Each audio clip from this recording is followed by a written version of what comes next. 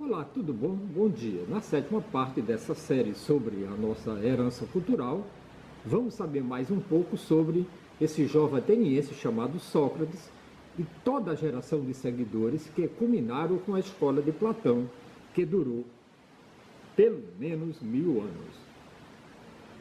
E eu sou Jonas Luiz da Silva, vírgula de Capuí. Deixa aí a sua curtida e opinião e se inscreva no nosso canal no YouTube Jardim do Éden TV.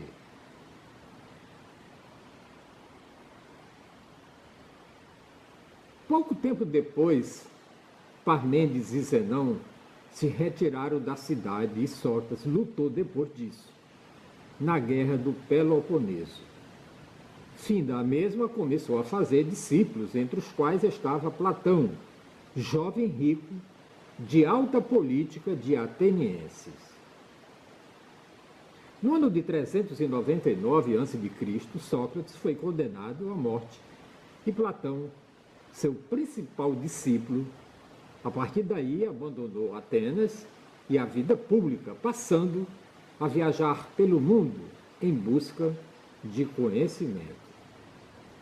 Visitou, entre outros locais, o Egito e as escolas italianas dos pitagóricos. Voltou depois para Atenas e fundou, inspirado nas escolas pitagóricas, em um bosque, comprado de um homem chamado Academo, a primeira escola de filosofia que existiu em território ateniense. Ficou conhecido como Academia de Platão, por causa do nome a quem lhe tinha pertencido o terreno. Foi aluno da academia durante 2 décadas o filho de um médico da corte do rei Filipe da Macedônia, o jovem Aristóteles. Quando da morte de Platão, Aristóteles abandonou a academia e fundou uma segunda escola de filosofia em Atenas, chamada Escola Peripatética, por causa das aulas que eram dadas em pórticos. Tanto a escola acadêmica como a peripatética não iriam morrer com seus fundadores. Quando da morte de Platão e Aristóteles, os alunos escolheram um sucessor dentre eles para estes mestres e, desta maneira, ambas as escolas duraram séculos. A Academia de Platão, em particular, durou quase 1 milênio. Mas dizíamos que Aristóteles era filho de um médico da corte do rei da Macedônia, como você lembra. Quem eram os macedônios? Era um grupo de povos que vivia ao norte da Grécia, em uma região montanhosa. O rei Felipe havia lutado quase por uma vida inteira para unificá-los sob o seu comando. Para o filho, Alexandre, porém, tinha ambições ainda maiores. Após a morte de Filipe e terminada a educação recebida por Aristóteles, Alexandre conquistou toda a Grécia, inclusive Atenas e Esparta, e preparou-se para conquistar o mundo. Tomou Alexandre, depois da Grécia, todos os portos da costa mediterrânea da Pérsia, um após outro. Tomou depois o Egito. Sua intenção era poder depois atacar a parte principal da Pérsia, localizada na Mesopotâmia, sem que ela pudesse atacar por mar os gregos pela retaguarda. A batalha final foi em Dardanelos, da qual a Pérsia era vencida. Alexandre o Grande agora era senhor do mundo conhecido na época, desde a Grécia até a fronteira da Índia. Pouquíssimo tempo depois, porém, Aristóteles morreu, vítima de uma simples febre. O principal herdeiro, ainda bebê, foi morto, assim como toda a família de Alexandre, pelos generais que começaram a disputar o trono. Nenhum deles, porém, conseguiu ficar com o império todo que Alexandre havia conquistado nesse tempo. Ptolomeu ficou com o Egito, Seleuco com o Oriente, Antígona com a Síria e a Turquia, Cassandro com a Macedônia. Mais tarde, Antígono foi derrotado militarmente e os seleucidas ficaram também com a Síria. O resultado final foi a divisão do mundo inteiro em monarquias de reis grego-macedônicos. O resultado, porém, que mais nos interessa deste processo político foi o resultado cultural. A primeira consequência cultural deste processo foi que a língua grega se tornou a língua universal de todo o Oriente.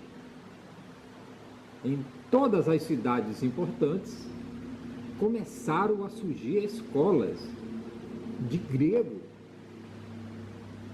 Foram abertos teatros onde se apresentavam peças gregas. Ginásios de esportes se espalharam por estas cidades e adquiriu-se o gosto pelas obras de arte no estilo grego.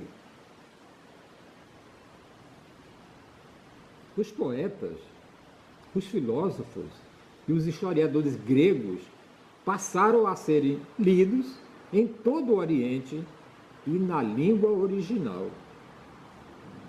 A cultura grega, muito superior e mais elaborada do que tudo quanto existia no mundo da época, começou a se impor em todo lugar. No Egito, foi construída em Alexandria a maior biblioteca do mundo antigo, com acesso aberto ao público.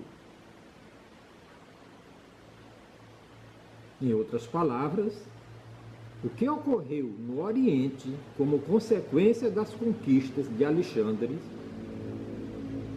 foi o processo de helenização do mundo oriental, sendo este período da história conhecido por causa disso, com o nome de período helenístico. E este processo aconteceu também com o povo judeu, que habitavam a Palestina. Eles começaram a aprender grego e se esquecer do hebraico. Nesta época, os últimos livros da Bíblia, tais como o livro da sabedoria e os livros dos Macabeus, foram escritos em grego e não em hebraico, por incrível que isso possa parecer. E o rei Ptolomeu do Egito convidou também neste período 70 rabinos judeus que vieram até Alexandria, capital do Egito, traduzir o Velho Testamento do hebraico para o grego. Esta tradução, inicialmente feita a pedido e para a leitura do rei Ptolomeu, acabou se tornando mais comum entre os judeus do que o próprio original hebraico. Por incrível que possa parecer o poder da língua. Foi a primeira tradução da Bíblia de que a história tem notícia, chamada por seus autores de versão dos 70, ou Septuaginta. Os judeus tiveram que sofrer muito sobre o reinado dos governantes gregos macedônicos, que dominavam a Palestina. Ao contrário dos reis da dinastia dos Ptolomeus do Egito, que com tanta reverência mandavam vir ao seu país os sábios judeus para traduzir as leis de Moisés e os escritos dos profetas. Os reis sobre cuja jurisdição ficava a Palestina viu com desprezo os costumes e as leis hebraicas. As perseguições que o povo judeu teve que sofrer nesta época são narradas nos 2 livros dos Macabeus, que não sem razão se iniciam contando resumidamente a vida de Alexandre o Grande, de como o mundo inteiro veio a cair sobre o domínio dos gregos e do governo dos generais de Alexandre. E foi nesta época que começou a entrar em cena, no palco dos acontecimentos mundiais, a terceira civilização que compuseram a nossa atual, a civilização romana. E é sobre este assunto que nós vamos falar amanhã. E eu sou Jonas Luiz da Silva, de Capuí. Aproveite aí e se inscreva no nosso canal no YouTube Jardim do Éden TV. Eu vejo você amanhã.